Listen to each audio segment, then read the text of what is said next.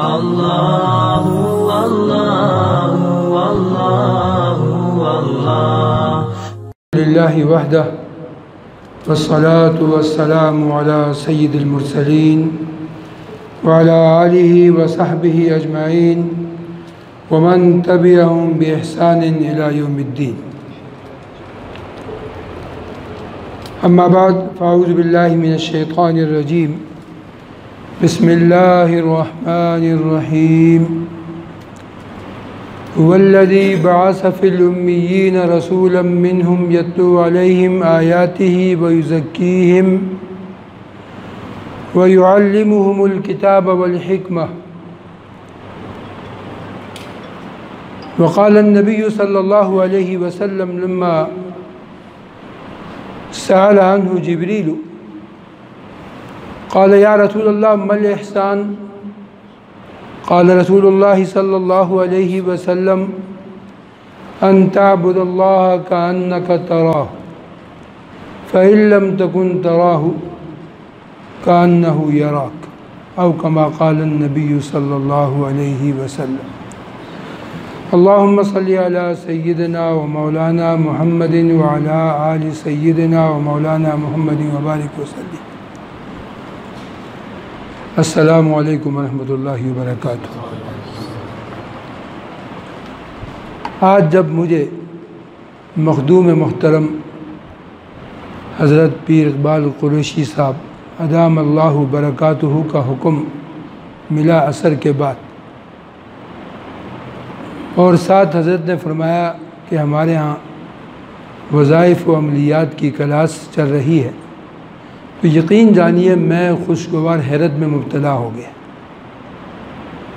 مجھے بڑی ہی حیرت ہوئی، لیکن خوشگوار حیرت. ہمارے یہاں کلاسیں چلتی ہیں، جس طرح میں اور آپ جانتے ہیں، مختلف علوم مختلف فنون کی کلاسیں چلتی ہیں، لوگ کلاسیں لگاتے ہیں، درسگاہیں بنتی ہیں، مدرسے بنتے ہیں، سب چیزیں اپنی جگہ ہے.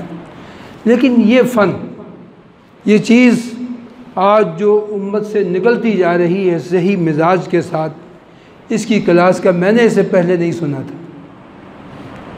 یہ تو ہے کہ کسی شیخ نے آگے کسی کو اپنے علم منتقل کیا، فرد واحد کو منتقل کیا، اس نے آگے کسی فرد کو منتقل کر دیا، لیکن بحیثیت جماعت کے کسی جماعت کو اپنا ورثہ، اپنا علم، اپنا خزانہ منتقل کیا جائے، اس حوالے سے میں نے اسے پہلے نہیں سنا تھا.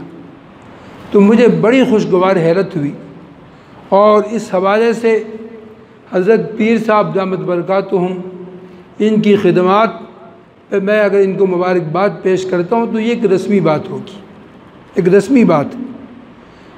لیکن یہ جو کام ہے، یہ کام مزید پیر صاحب کی خدمات میں ایک نیا ایک اضافہ ہے، اور ایک نئی ایک مستحسن کوشش ہے، اور ایک نیا ایسا کام ہے، ایک جدت ایسی ہے جس کی یقیناً اس معاشرے میں ضرورت تھی، لیکن اس ضرورت کا احساس نہیں تھا.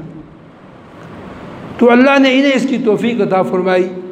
تو یہ گویا ملہم من اللہ، اللہ نے ان کے دل میں بات الہام کی کہ تو میرے اللہ نے جو مجھے عطا فرمایا ہے، یہ صرف کسی ایک فرد تک منتقل نہ ہو، آگے جماعت تک یہ منتقل ہو.